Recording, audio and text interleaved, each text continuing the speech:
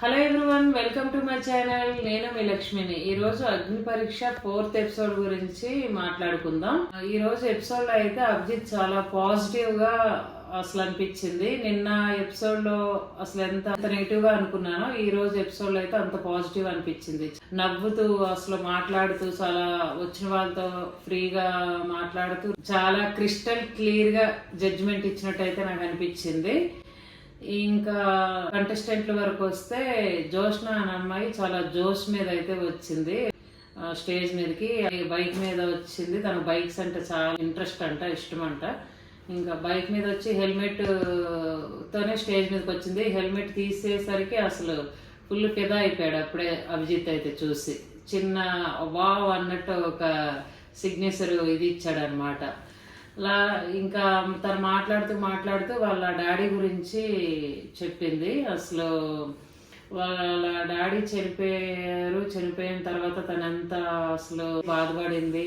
Photo దగ్గరుండి ఎప్పటికప్పుడే అనమాట వాళ్ళ డాడీ ఫోటోని చూసి బాధపడుతుంటానని చెప్పింది. తను ఏంటంటే చాలా ఓపెన్ మైండ్ గా ఉందన్నమాట.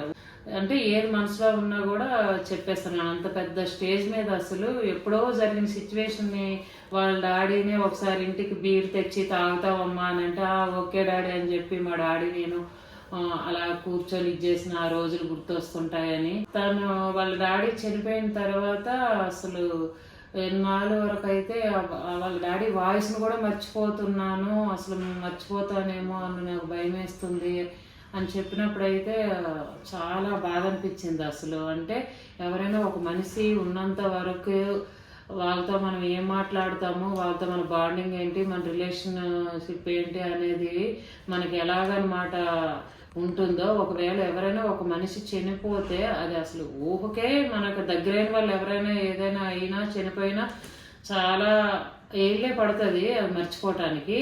కానీ మర్చిపోయే క్రమంలో వాళ్ళ వాయిస్ని, వాళ్ళ ఫేస్ని, వాళ్ళ జ్ఞాపకాలని అసలు గుర్తు చేసుకోవాల్సి వస్తుంది. గుర్తు చేసుకున్నా కూడా నువ్వు గుర్తుకు రావట్లేదు అనే ఒక మాటలు అనేది తను చెప్పినప్పుడు అయ్యో ఎవరి విషయంలో ఇంతేనా, ఎవరికైనా ఇలానే జరుగుతుంది కదా అని నాకైతే చాలా బాధ అనిపించింది.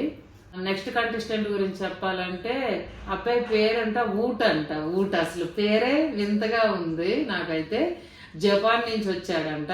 తను ఏం మాట్లాడాడో తెలియదు. హా అన్నాడు, ఏదో కాసేపు డ్రమ్ స్టిక్స్ వాయించాడు.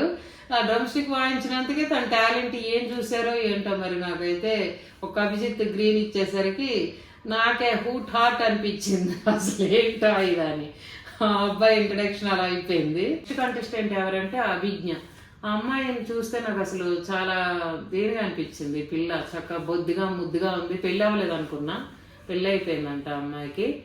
మాటలు చక్కగా ఆడింది. తన మాటలు ఎలా ఉన్నాయంటే చాలా ఓపెన్ గా హానెస్ట్ గా మాట్లాడుతుంది. తను ముందే ఇంప్స్ ఇచ్చేసింది జడ్జికి. అదే తను కొంప ముంచిందేమో అనిపించింది నాకు. అంటే ఇప్పుడు నేను గెలిచినా పర్వాలేదు, గెలవపోయినా పర్వాలేదు, నాకు మీరు గ్రీన్ ఇచ్చినా పర్వాలేదు, గ్రీన్ ఇవ్వకపోయినా పర్వాలేదు అని ఇన్ని హింట్లు ఇచ్చాక జడ్జెస్ స్థానంలో కూర్చున్న వాళ్ళకి, జడ్జిమెంట్ ఇచ్చిన వాళ్ళకి కొంచెం అనేది ఎక్కడో ఒక దగ్గర ఒక టచ్ అయ్యేటట్టు ఉండాలి. తిను మాట్లాడేది అయ్యో నాకు ఇది ఇంపార్టెంట్ ఈ స్టేజ్ అనో, లేకపోతే నేను ఇది నాకు కావాలనో ఏదో ఒకటి వచ్చిన వాళ్ళు ఎలా వాళ్ళ గురించి వాళ్ళు చెప్పుకుంటూ చేస్తున్నారు. తినేంటంటే వస్తే అంత పోతే అంత అన్నట్టు అక్కడికక్కడ చెంగు అని లేడి పిల్ల గెంతేసి అలా చెప్పేసరికి పాపం తన చెప్పుకునే విధానమే తనకి మైనస్ అయిందేమో అనిపించింది. ఈ 26 మెంబర్స్ లో స్క్రీనింగ్ చేశారు కదా, అప్పుడు అసలు తన వంకే చూడలేదు ఎవరు. ఇంకా హేమంత్ ఏంటంటే లాస్ట్ 26 మెంబర్స్ లో స్క్రీనింగ్ చేసి టైంలో ఆ అబ్బాయిని సెలెక్ట్ చేశారు. అభిజ్ఞాని అసలు ఎందుకు సెలెక్ట్ చేయలేదో నాకైతే అర్థం కాలేదు.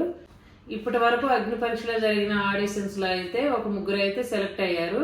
ఇంకా 26 మందిలో ఇంకొక 12 మందిని సెలెక్ట్ చేసి మొత్తం 15 మెంబర్స్ అయితే వాళ్ళతో ఇంకా గేమ్స్ పెట్టి వాళ్ళలో ఇంకా ఎవరు అనేది బిగ్ బాస్ హౌస్ లోకి వెళ్తారనేది నెక్స్ట్ రాబోతున్న ఎపిసోడ్స్ లో తెలుస్తుంది.